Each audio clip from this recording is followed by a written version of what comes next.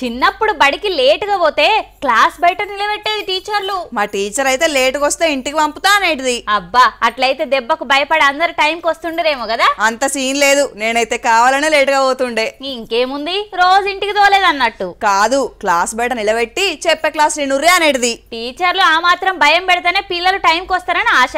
గట్లనే సర్కార్ నౌకర్దారులకు కూడా ఏదైనా భయం పెడితే బాగుంటదేమో. వారిని మంత్రి సార్ వస్తే గుడ్ మార్నింగ్ సార్ అని లేస్తారేమో, వెల్కమ్ సార్ అని ఎదుర్కొంటారేమో అనుకుంటే కుర్చీలన్నీ ఖాళీగా ఉన్నాయి. సార్ తోటి వచ్చిన జనం తప్ప ఎంప్లాయీస్ కానరారేంది. ఇంకా వాళ్లకు డ్యూటీ టైం కానట్టున్నది. సచివాలయంలో చేసే అధికారులు 11 గంటలైనా రాలేదు, మరి పని ఎప్పుడు చేస్తారు అని గట్టిగానే అడుగుతున్నట్టున్నాడు.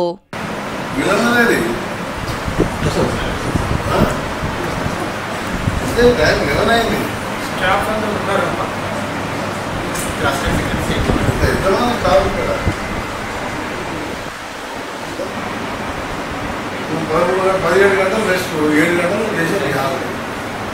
7 గంటలు 11 గంటలు కాదు, ఇప్పుడు 5 గంటలు వెళ్ళిపోతుంది. 6 గంటలు 18 గంటలు ఆఫ్ చేసిన మళ్ళీ ఇట్లా రిపీట్. మరి 4-5 గంటలల్లా రాష్ట్రానికి ఏం సేవలు చేస్తారని కొద్దుల కోపంగానే వార్నింగ్ ఇచ్చిండు. సచివాలయం R&B డిపార్ట్మెంట్ సెక్షన్ ఆఫీస్ లా ఇన్స్పెక్షన్ కు వచ్చిండు. ఖాళీ కుర్చీలు చూసిన సార్ షాక్ అయిండు. మీరు ఇట్లనే అప్పుడప్పుడు జలక్లిస్తే దెబ్బకు సెట్ అవుతారు కావచ్చు సారు, కంటిన్యూ చెయ్యుర్రి.